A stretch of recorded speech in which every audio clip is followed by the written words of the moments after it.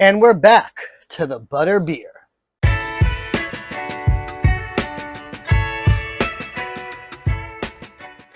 Alright, so last time we started a butter beer. At least my adaptation of that recipe. Today, we are going to rack, bottle, carbonate, and see where it's at. Now, I'm fairly certain this is done. The pressure was neutralized until I moved the carboy, which means there's definitely off-gassing happening. There's no more bubbles or anything coming up the sides, and it has cleared out quite a lot. You'll see it's a very healthy lees cake on the bottom. But I want to be sure. So first thing I'm going to do is just take a very quick gravity reading. Get any extra sanitizer off of the equipment. Anything that touches your brew, especially after primary fermentation, needs to be sanitized. You want to make sure that the only things that are getting into your brew are the stuff you want in your brew. We also have to be very careful with this one because I don't want to disturb that lees cake at all.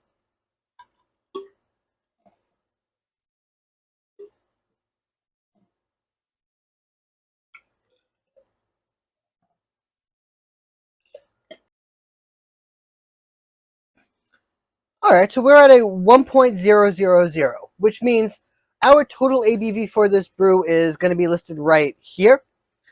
And we've achieved an alcoholic beverage. Something I wanted on the medium to lighter side. So, good for us. Next thing we'll do is take a little sample, so I know what we're dealing with. We're not going to drink that just yet. And then this goes carefully into the pitcher, which has also been sanitized. Now, we want to put it in the pitcher now because if I pour it back in here, there's no way I won't disturb that lees cake. It is super light is the best word for it. It really hasn't compacted at all, which means racking is going to be a little difficult. But because it's a beer, it doesn't have to be 100% clear to be aesthetically pleasing, I should say. Now, we need to rack, which means I need my racking setup. And by racking setup, I just mean a brewing bucket I don't often use to elevate the brew because we're going to be using an auto siphon, which uses gravity to get the liquid from this vessel into this vessel without introducing a lot of oxygen.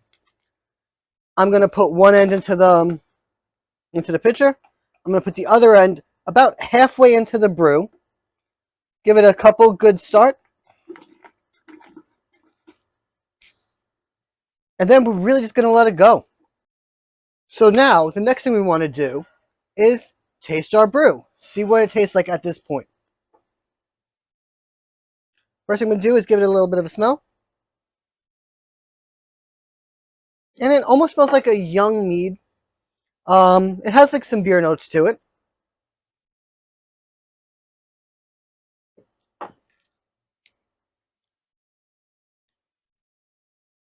Yeah, so it definitely has more of that braggot-like, I'd even say Groot-ish aspects to it. It's dry. There is really very little indication of sweetness in here. But it's pleasant. It's drinkable. As drinkable as you want to imagine a warm, non-carbonated beer would be. I have expectations that with carbonation and cold, this would be a crushable, delightful beverage. But this is supposed to be a butter beer, which means it needs to have that butterscotch-like flavor to it, and it needs to be sweet. The butterscotch flavor is going to come in the form of a butterscotch extract. Now, you have to be careful with these because if there's sugars in here, it's going to mess you up when you try to carbonate because you cannot overcarbonate a bottle. They will explode. So now the question is, how much do we want to add? Because we want to add enough that it tastes like butterscotch, but not so much that we only taste butterscotch. There's a lot of subtle flavors in here, and they'll come out while it's still aging. And while you put some complex stuff in here, you want to get some complex stuff out. However, butterbeer, butterscotch needs to happen. I'm going to do about maybe 2 tablespoons at first.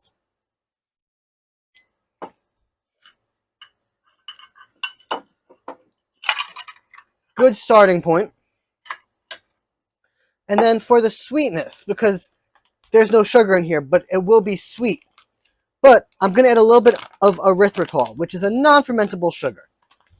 And for that, I'm going to add about a 1/4 cup.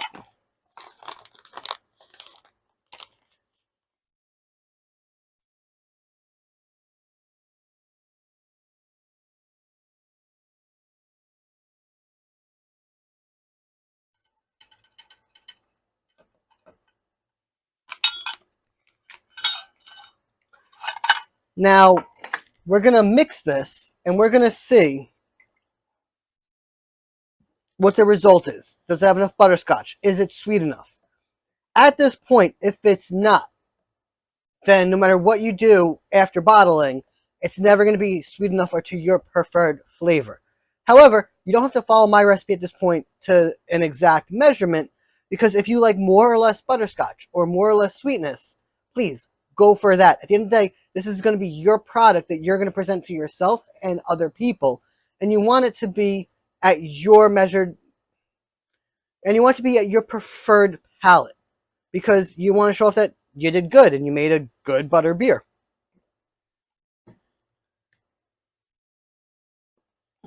The only way to know if it's good enough is to taste it.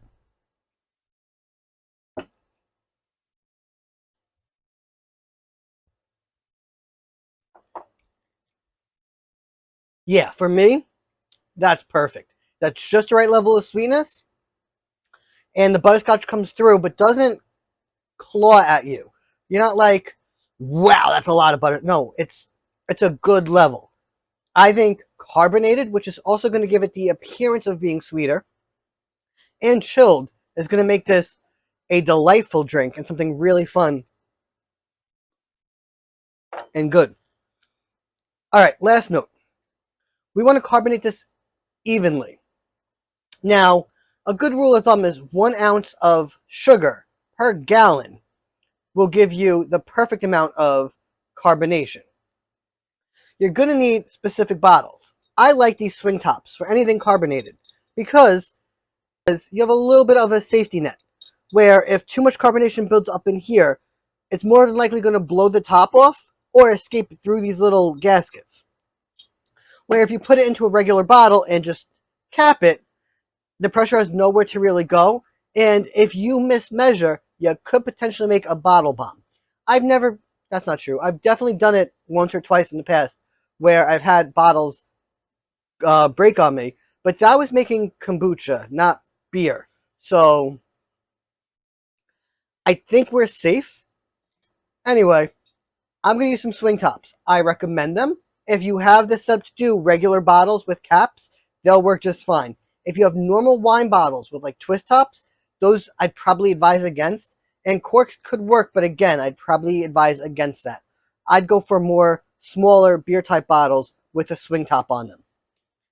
Anyway, we want to add the sugar. Now, this picture is awesome because it tells me exactly how many ounces of fluid I have in here. So I have a little bit less than a gallon. I have a full ounce of sugar right here, but that might overcarbonate it. So I'm going to add about 3/4 of this ounce.